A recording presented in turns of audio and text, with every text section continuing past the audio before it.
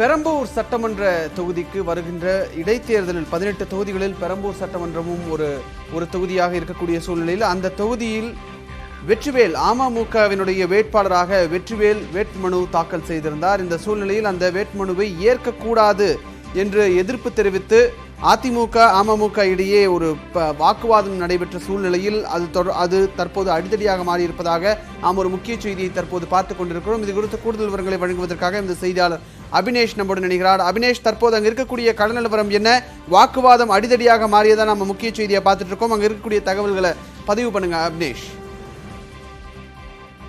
விஷ்ணு, தமிழகத்தில் வரக்கூடிய ஏப்ரல் மாதம் 18ஆம் தேதி மக்களவை தேர்தலோடு சேர்த்து 18 தொகுதிகளுக்கான இடைத்தேர்தலும் காலியாக இருக்கக்கூடிய 21 தொகுதிகளில் 18 தொகுதிகளுக்கான இடைத்தேர்தல் என்பது நடைபெற இருக்கிறது.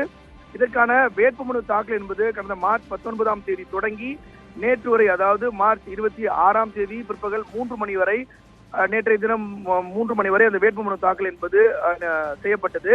இந்த நிலையில் தாக்கல் செய்யப்பட்ட அந்த வேட்புமனுக்கள் மீதான பரிசீலனை என்பது இன்று காலை 11 மணிக்கு தொடங்கி தொடர்ச்சியாக நடைபெற்று வருகிறது தமிழகம் முழுவதும். அந்த அடிப்படையில சென்னையை பொறுத்த மட்டும் சென்னையில் இருக்கக்கூடிய பெரம்பூர் சட்டமன்ற தொகுதி என்பது காலியாக இருக்கிறது. அந்த தொகுதியில் இதுவரை 69 பேர் நேற்று பிற்பகல் 3 மணி வரை நிலவரப்படி 69 பேர் வேட்புமனுக்களை தாக்கல் செய்திருந்தனர். இதில் குறிப்பாக முன்னாள் சட்டமன்ற உறுப்பினராக இருக்கக்கூடிய வெற்றிவேல் தற்பொழுது அமமுக சார்பாக அவர் போட்டியிடுவதற்காக வேட்புமனை தாக்கல் செய்திருந்தார். அதே போல அஇஅதிமுக சார்பாக RS ராஜேஷ், அதாவது RK நகர் சட்டமன்ற தொகுதிக்கான அந்த இடைத்தேர்தலில் டிடிவி தினகரனை எதிர்த்து அதிமுக அம்மா அணி சார்பாக நிறுத்தப்பட்ட வேட்பாளர் அவர். குறிப்பாக இந்த இதே தொகுதிக்காக திமுக சார்பாக RD சேகர் தன்னுடைய வேட்புமனுவை தாக்கல் செய்திருந்தார். இந்த நிலையில இன்று காலையிலிருந்து தொடர்ச்சியாக அந்த வேட்பு மனுக்கள் மீதான பரிசீலனை என்பது நடைபெற்று வந்தது.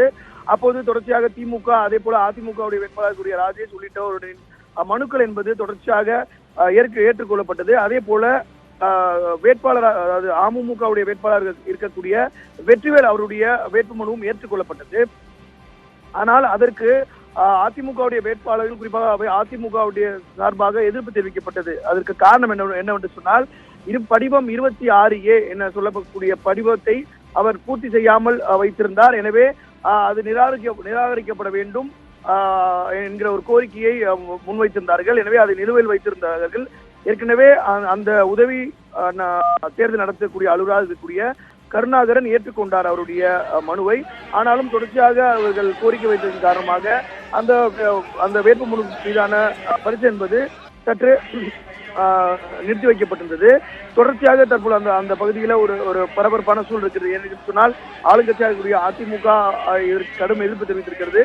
அதே போல முன்னாள் சட்டமன்ற உறுப்பினராக இருந்த குறிப்பாக தற்பொழுது அமமுக சார்பாக போட்டியிடக்கூடிய வெற்றிகளுடைய ஆதரவாளர்களும் அந்த பகுதியில அதிக அளவுல குழும்பி இருக்கிறாங்க. குறிப்பாக இந்த தேர்தல் நடத்தக்கூடிய அலுவலருடைய அலுவலகம் அமைந்திருக்கக்கூடிய இடமே பெரம்பூர் சட்டமன்ற தொகுதியோட சட்டமன்ற உறுப்பினர் அலுவலகம். தற்பொழுது அது காலியாக இருப்பதன் காரணமாக அது தேர்தல் நடத்தும் அதிகாரிகளுக்கு அலுவலகமாக மாற்றப்பட்டிருக்கிறது.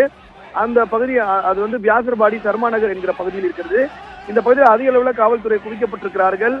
குறிப்பாக பேரிகார்டுகள்லாம் வைத்து தடுக்கப்பட்டிருக்கிறது. இருந்தாலும் தொடர்ச்சியாக அந்த வெற்றிவேல் அவருடைய மனு மீதான ஏற்றுக்கொள்ளப்பட்டிருந்தாலும் தொடர்ச்சியாக எதிர்ப்பு தெரிவித்ததன் காரணமாக அது இன்னும் முடிவு பெறாமல் இருக்கிறது. இதன் காரணமாக 2 தரப்பினரும் ஒரு வாக்குவாதம் ஏற்பட்டு தற்பொழுது மீண்டும் அதுக்கு அந்த மனு மீதான பரிசீலனை என்பது தற்போது நடைபெற்று வருகிறது.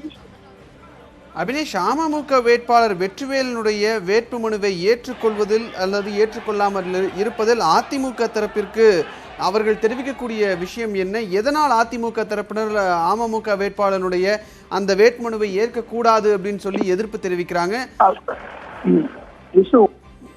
அதாவது ஒவ்வொரு வேட்பாளர்களும் அதனுடைய வேட்புமனுவோடு சேர்த்து அபிடவிட் தாக்கல் செய்வார்கள், ஒரு பிரமாண பத்திரம்.